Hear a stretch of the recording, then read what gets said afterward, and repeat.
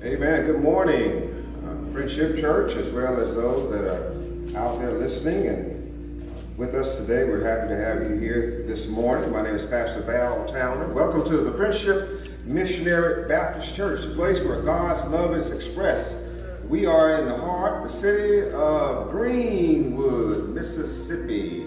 It's a beautiful day, a little outcast, but it's a beautiful day because we've gotten up this morning. Actually, that's an incorrect statement. We didn't get up. God got us up this morning and has started us on our way. So we're so grateful. We are still in the midst of a safer at home order in Mississippi until at least May 25th. And so we are adhering to that order. And we also are doing what's best for Friendship Church. I have a few promos, a few notifications to give to you. We still are celebrating Mothers and Mother's Day. I also want to wish a hearty and deep felt sincere gratitude to and appreciation to our graduates, irrespective as to what level, junior high, it can be Head Start, it doesn't make any difference. You got to start, Head Start, kindergarten, whatever level you are graduating from or will graduate from, we salute you. We even thank you because you are a sign of promise for the country. So congratulations to you who are who are graduating and will actually celebrate your graduation in a different way. Again, as we get to the sermon, there are a few promos. If you are sending in your tithe and offering, do not use the 601 Avenue E address, but use the other address that is listed on the Facebook page. The P.O. Box address. Please use that address. If you want to receive devotional materials, the Word for You Today and the Daily Bible Read, or I think it's the Daily Bread. I'm sorry, I was drawing a blank there. Deacon John, watch me. The Daily Bread. If you want to receive those materials, send us your address. I think you can either use a a direct message to email, or a direct message relative to Facebook, or just call one of the persons that are listed on the church Facebook site, and as well as give them your address. I'm so excited. Everybody excited here? We got 10 people here today. I'm so excited. That's why I'm trying to hurry through my little promos because I want to get to this word. But so please send us in your address so that I can personally send you a devotional material. They're here and they're waiting to be disseminated. Our church status again is that we're obeying the safer at home order. We will not meet at all as a church congregation this month. It is unlikely next month, but we will have a debriefing and discourse with our church leadership to make a decision on when we think that we can come back. We're going to do what we feel is best for our church body. I also urge each of you to be safe where you are. You don't have to have the government to pass a decree or an order. Do what's safe for you. If you're 65 and older, stay at home. That's my order to you. Please hear your pastor. Stay at home unless you just have to if you're 65 and older. And be careful who you allow to come into your proximity. Sunday school happens every Sunday at 9:45. You can participate by phone call and listen in. So please do that. And we also have Bible study. Great time at Bible study at 6:30 via Facebook Live. And we're so happy for what we're seeing happening with those venues, the platform of Sunday school on the phone, as well as Facebook via Facebook Live. And I'm almost ending now. If you're listening to us today, feel free to comment. We have no analytics in place to give us feedback as to whether or not the services or this venue is effective. So please comment. We're not in a race or contest with anyone, but we just want to be able to get some type of feedback. Feel free to share us as well as like us. Again, we're not in competition, but we want to get the word out. We're so grateful for our organist, Brother Ike, and the angel, Sister Shamika Peoples, for singing. And so we ask also lastly that you support one another. We have 10 people in here. 10 people by design. 10 people. I don't need my clock today because I got my wife here. She'll tell me when to sit down. Anyway, but we're so happy to be here today, and thank you so much, Brother Morris, for leading us with the comments as well as the prayer, and Brother Smith for leading us with the read for the sermon, and I'm breaking all of the hermeneutic rules. It usually says that when you have the scripture read, you go right into the sermon, but I need to make no promo announcements. There is a word, and you have read it. You have heard it be read to you from 1 Kings chapter 19. Won't read it again. I invite you to read the entire disclosure, entire chapter. Don't cancel tomorrow. Over the last 20 or plus years, some say 25, suicide rates have jumped over 35% for the last 20, at least the last 20 years. Some say the last 25 years, jumped 35%. People are willing to now check out of life. Many issues are happening. Sometimes it's the outside societal pressures that cause people to want to check out. Sometimes it's mental illness that simply want to cause people to check out. And sometimes it is substance abuse that cause people to want to check out. And then with the increase in availability of guns, firearms, and ammunition, you have the conundrum of a perfect storm for folk wanting or having the capacity to want to take out their life. Not to only mention substance abuse and perhaps the pressures from outside and mental illness and the availability of firearms, here comes COVID-19, where we're having to do things that I had not heard of before up until about 2 months ago. I didn't know what social distancing meant. I'm a person that likes to touch and likes to hug and likes to shake hands. And now we've been told for the last 2 months, stay at home. Don't even go to your buddies that you've known all your life. Stay at home. We're having Zoom meetings and hangout meetings, all kind of meetings. We're now forced to socially be distant. And so when we're isolated, then that's potentially an increase in time, an increased playing field for the devil, Satan, the spirits, to play minds. I want to tell you today, don't cancel tomorrow. This prophet here by the name of Elijah, a major player, shows up onto the scene in chapter 17. You need to go read 17 and 18. If you isolate anyway, read 17 and 18. He just shows up, my friends, and he shows up speaking on behalf of God. He has the keys to the skies. He tells the king, and I'm paraphrasing, he tells the king Ahab, it's not going to rain no more. And I'm talking country. I know I didn't say more. No more, because I'm excited. I had to cut it out. He says, it's not going to rain until I say so. That's at the top part of chapter 17. And watch the flow of the chapters. He makes that decree to the king, and he becomes an enemy of the king. And God, one thing about it, if you look at Elijah's life, God had always made plans for him beforehand. And I want you to know today, you don't have to be Elijah. You are his child. He has already made plans for you before you even get to tomorrow. Somebody ought to say amen. Amen.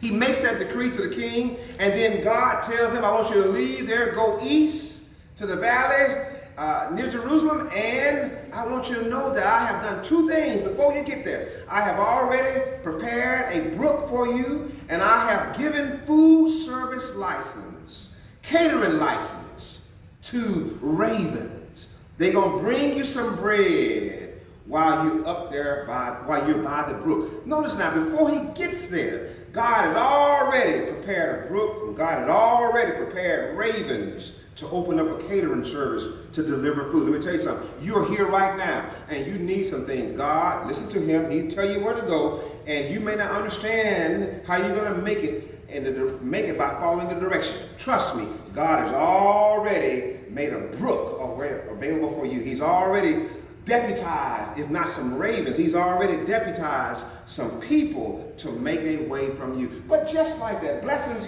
sometimes don't last. They fester out. The brook dries up, and God then, because he's already announced, he's already made plans, rather, for the prophet. God tells him, leave there, now go into a town, And I want you to know there's going to be a widow. Don't know her name, don't know how she looks, don't know how tall she is, how she shapes. There's going to be a widow there who's going to provide for you. He comes into the town. Time he enters into the gate, he sees a woman fooling with some wood, and he says to her, "Woman, fetch me some water." She does that. In the process of doing that, he says to her, he must be mighty bossy, and that woman must not have been a woman of 2020. Because, you know, woman 2020, that's a whole nother story. But she does not, she obeys him, deacons. She obeys him, and in the midst of following the first request of getting some water for him, he says, "Fix me some bread too." And she said, "Well, now, wait a minute, I'm paraphrasing. I only have enough flour and oil for my son. I'm in the process now of making our last meal, we're going to die." He says, "Well, go ahead and do that, but give me some first." She was obedient, you know the story. And he announced to her that the flour will not end and the oil will not end until it rains again. Let me tell you something right now. You're in the midst of this pandemic. Your resources may be meager and low. The God that I serve is able, if you talk with him and pray to him and listen to him, he's able to allow your resources that seem to be like they're going to run out this evening. He is able and has the power to allow your resources to last even beyond the pandemic. Somebody ought to say amen to that as well. Don't know how he's going to do it, but I know he's able. Well, we come on up, and what happens is then the woman, I'm just trying to paint a picture of Elijah. The woman's son falls ill and he dies. And she appeals to Elijah and said, "What have you done? Have you cursed me?" He went up to the woman and went up to her son and took her son up into the upper room where he was staying, where he was living, and he stretched out over the son 3 times, and the breath came back into that child. And he came back downstairs and gave that woman's child back to her. Let me tell you something. COVID-19, or you may be at a point in your life where something has apparently died. Some dreams, some goals, some aspirations. Some things that you were planning to do in life. COVID-19 and the other stresses of life have apparently declared that it's dead. Let me tell you something. Don't cancel tomorrow. You don't have an Elijah in your life, but you have a man named Jesus Christ. And he is available to you. He doesn't have to take it. He doesn't have to take your dead dreams or your aspirations up to a room. He can just take it where it is. We have a song that says, "Turn it over to Jesus, and he'll make everything all right." I haven't even gotten to my sermon yet, but listen, but Elijah does those things under the vestiges and the power of God. In chapter 18, you read that chapter, and I will summarize it because of the brevity of time. He then meets King Ahab and declares that he wants to have a showdown. And in short, because of the brevity of time, he ends up defeating 450 prophets of Baal. I wish I had time to tell you about that. He defeats 450 prophets of Baal in chapter 18, has them killed, and then we turn to chapter 19. After being provided with a brook and a raven, after being provided with a widow woman, after being provided with water, after being provided bread, after being provided the ability to raise a son from the dead, after being provided with a victory, a resounding victory over 450 prophets. Here he is, my brothers and sisters, in chapter 19. And he asks God a silly request. He says in verse 4, he says, "Take away my life." He seemingly has forgotten about everything that God has done.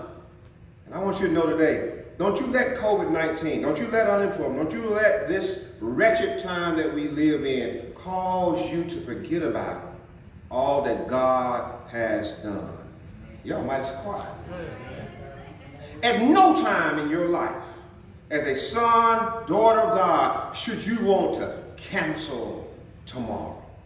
God has already worked out your tomorrows. So why would you want to cancel tomorrow? Don't become so ensconced on where you are right now. I wish I could keep my hands, still, but I can't. Don't be so ensconced where you are now. Don't go by the present day scene Don't go by how you feel right now. The God that I serve has already worked out your tomorrow. And so I want to give you some points as I rush to my seat. I've already been 15 minutes long, and I told you I got to sit down because I got a little girl that rides with me and will tell me when to sit down. I got to go and sit down. But listen, I want to give you some points that will tell you and give you to understand that you don't ever need to cancel tomorrow. Number one is always remember to not let your passions control you. I kind of talked about that just a few minutes ago. Elijah is tied to what a crazy lady, the queen, has said. Her name was Jezebel. She said, since you defeated the prophets of Baal, this time tomorrow, I'm going to do you just like you did them. In other words, I'm going to kill you. You kill them, I'm going to kill you. And he decides then that he wants to cancel a tomorrow. He ends up under a juniper tree. Perhaps you're here now, right now. You know, perhaps you're online and you're going to look later. You're under a juniper tree. It's dangerous. That's a good sermon to preach. It's dangerous to get up under the wrong type trees.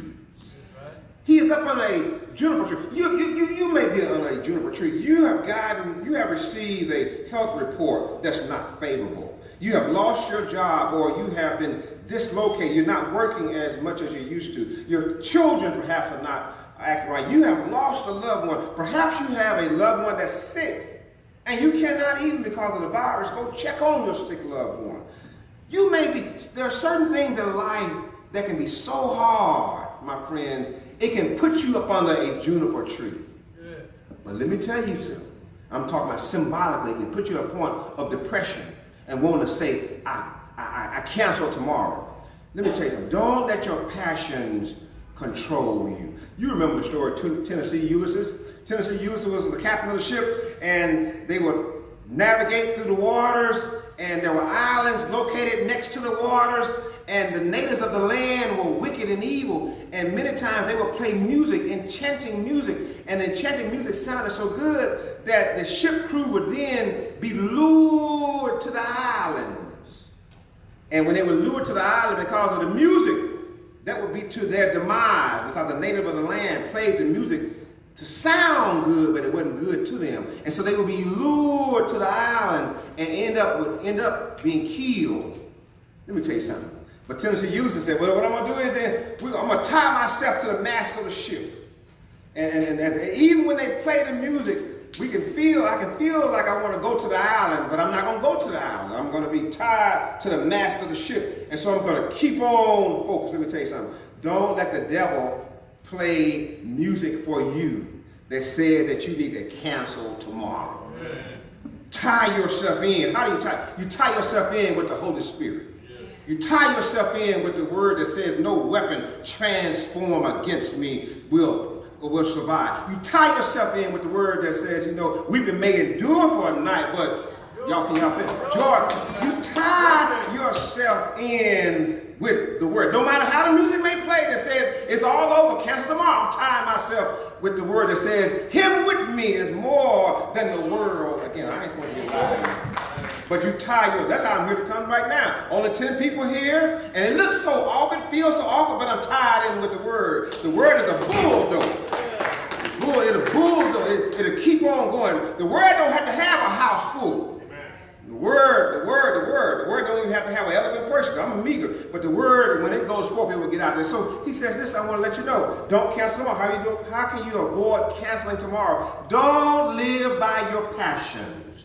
Your passions will mess you up. I could go on with that, because you listen to some of these unsaved friends and family members that we have, you're going to want to quit and you want to cancel tomorrow. But listen to what thus says the Lord. It'll always have you saying, I got a funny feeling. Come on, can y'all finish it? Everything is going to be all right. Y'all up here, I got a funny feeling everything is going to be all right. The second thing is you don't cancel tomorrow because you can remember that present struggles should not wipe out yesterday's success. I don't care what I'm going through today, well, I may care, but I still need to be able to remember what God has done for me. Yes. You need to remember what God has done for you. Don't lose sight on what God has. And again, if you let your passion control, you'll forget about what he's done. But you ought to be like the staple singers. God has the ability to say, let's do it again. Y'all ain't too saying. Let's do it again. You know, you brought me through some stuff yesterday. I got some stuff today. It feels different than it did yesterday, but let's do it again. God is a God of the encore. God is Victor Emeritus. In other words, you know, who won it last year? I think it was Toronto Raptors won it last year in the NBA. If they would have continued the NBA, perhaps they would not. No, not perhaps. They didn't have their key cast. They weren't going to win this year. I'm the Pittsburgh Steelers. We ain't won. How long has it been since we won, Tim? Long time. But God wins not every year or every season, but God wins every day, every minute, every second. God wins. How do I know? How do I know? Because he woke me up this morning and started me on my way. So don't let the present day struggle cause you to cancel tomorrow by forgetting about what God has already done. Thirdly, you can say, I don't cancel tomorrow now because I don't let my passions control me. For today, I don't let my present struggles allow me to forget about yesterday's success. But I also cannot cancel tomorrow. I can say don't cancel tomorrow because I understand that, if Elijah struggled, then I can struggle. Yeah.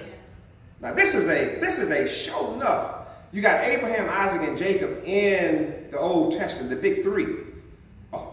You also have David, but Elijah is perhaps the most renowned prophet. But here he is, showing that he's just a human. So what is he showing? He's showing that he's impatient. He's showing that he's a little petulant, childish. He's showing that he's a little tired. And I got 10 folk in here with me, 9 of y'all. And some more out there. Everybody at some point in time, no matter how old you are, we always can have a little impatience. Yeah. You're in the line at Walmart. And you want to get your stuff and get on out. Yeah. You get a little impatient. Yeah. You at the red light, too many cars not moving fast enough. Everybody got a little impatience. And then he's a little petulant. He's a little childish. In other words, he takes stuff out of proportion, just blows. A lot of stuff that makes us upset has no business making us mad. I'm perhaps talking right now. Somebody mad at me on Facebook Live. He shouldn't have said that. So. But there's certain things you shouldn't even get mad about. He's impatient, he's petulant, and he is tired. Lord knows we know how to get tired. And because he is those things and more, he shows that he's just like us. Now, why is that important to me and you? If Elijah became impatient, if Elijah acted like a little child, said that, oh Lord, won't you just kill me now, Lord, because even though you done all that stuff back for me back then, I want to just get in, I want to give in. I'm tired. If Elijah can act like that, then maybe Val Tower, who is no Elijah, could sometimes fall to that point. But let me tell you something. We must realize that man at his best is only still man at his best. In other words, it matters not who we are. We're just men. We're just women. Amen. We've been watching the episodes of Michael Jordan. He is a phenom of our time. But when you talk to his kids, they will tell you, he's just dead. They say his daughter, she's been having a query in Google. She want to know why everybody's making a big deal about her dad. So it makes no difference whether you're an ordained minister or a deacon or a choir member. It makes no difference if you've been in the church all of your life. It makes no difference who you are. We are just his children. Amen. And life has a way at some point in time making us become impatient, childish, and tired. But don't cancel tomorrow. Fourth thing is, I got to rush. He says, this text says to us that when we are at our strongest, we should still remember that we were very weak. He had just experienced renowned victories. COVID-19 has shown us that America, the strongest nation in the world, is still very weak. we had to close everything down. All sports activities, all entertainment venues, all schools, closed the church down. We even closed the doctor's offices down. Who would ever thought that would have happened to such a strong and vibrant nation such as America? But if it happened to America, it can happen to me and you. We may think that we're strong, but life has a way of being able to knock us down. If I had time, I would tell you. I don't have time, but Moses, Abraham, Jacob, most of the tycoons of the Bible had experiences when they were very strong, but circumstances came in their life that knocked them down. Moses wanted to give up. God had to encourage him. Abraham decided he was going to disobey God and go with his handmaid.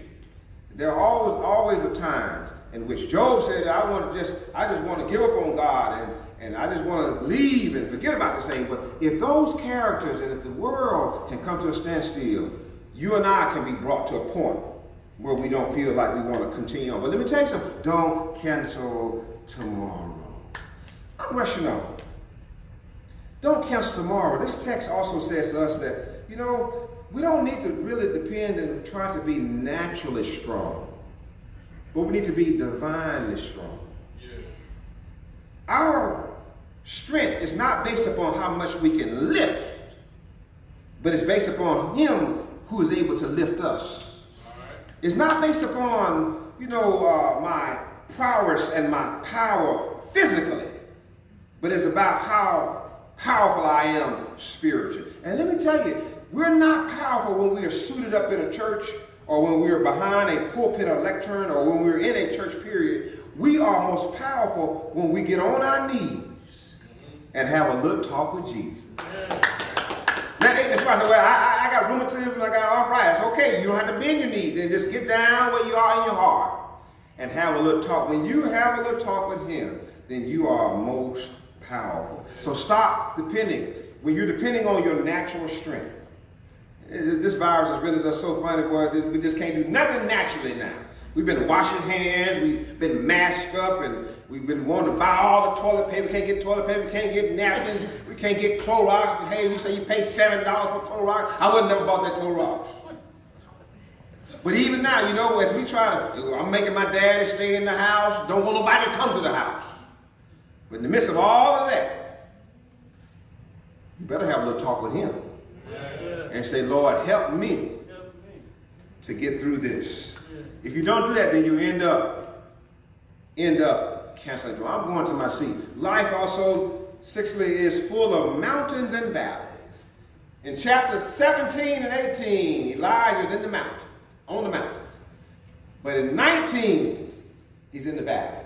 I wish I had time to argue that if you are on the mountain, it's because of a valley. Valleys make mountains and vice versa. Mountains make valleys. So wherever you are today, if you're in the valley, be encouraged. There's a mountain nearby.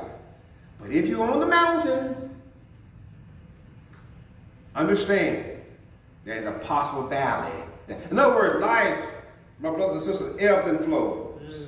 Yesterday was a beautiful day. Or there are some days that are just so beautiful, you just reluctantly, you regret to see the sun going down. But no matter how beautiful the day is with the sun, nighttime will come. But no matter how long the night is, invariably daytime will come. In other words, life is highly transient. If you remember that, then you won't have to ever get to a point where you cancel tomorrow. I'm going to my seat. Don't cancel tomorrow. Brothers and sisters, he made a silly request. And I'm so happy that God does not answer all my prayers. There's some things I ask God for, he not only says no, he says Gehenna no. And not only sometimes does he not say no, he just laughs at me and don't even respond. Let me tell you something about that. Sometimes when God don't respond, that is a response. There's some things you may be asking God for, He hadn't responded, or He hadn't responded yet. Watch what you're asking for. He can get you through this virus. He can get you through this time. He can get you through this day because He is the one who has brought you here, and He didn't just bring you here just to leave you. He is with you on the mountain or in the valley. in the sunlight or in the night, God is with you. He made a silly request. I got to go. That music makes me want to tune up a little bit. He made a silly request. He said, Lord, take away my life. God didn't even hear him. God said, I'm going to just, let me feed this boy. Man, get up and eat. You know, before he said, eat, he said, go ahead and get you some sleep because you're tired. You're talking crazy. God made him a bed. When he woke up, he said, now eat your son. You read the Bible, continue reading that chapter. He ends up taking him 4 days later into a cave. And he shows him some stuff.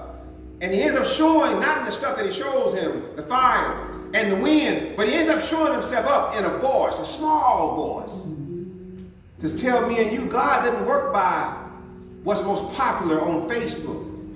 He doesn't work by what the authorities say, the president, the World Health Organization. God does not work by politicians and what the money folks say. God works by talking to you one-on-one.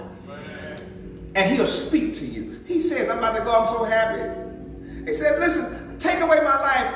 And I'm paraphrasing. To me, God said, I don't want to call. He said, boy, idiot, don't you see?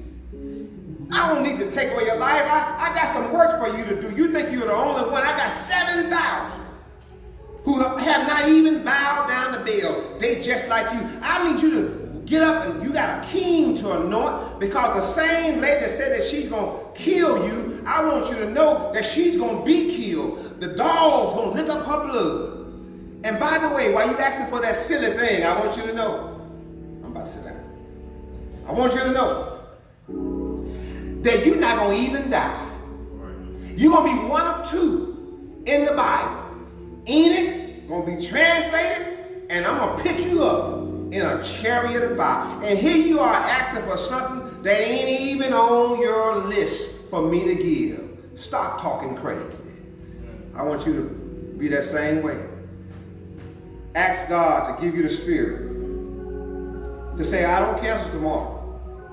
Why should I not cancel tomorrow? Because he had a son named Jesus. Has a son named Jesus. He died on Calvary. Y'all finish the story. But early Sunday morning, his daddy got him up, not with some power, but with all power in the palm of his hand. You and I can skip the ditch of death, because when we die, when we have him, it's not a dying, but we can have eternal life. Perhaps you're out there now, and you don't know Jesus Christ. I'm your virtual thespian of encouragement. I want you to know you can have him right now. Whether you're watching him live right now or later on, he wants you. And when you have him, you won't ever want to give up on tomorrow, because you know him who not only holds today, but he holds tomorrow in the palm of his hand. God bless you. I love you, and so does the Lord. God bless you.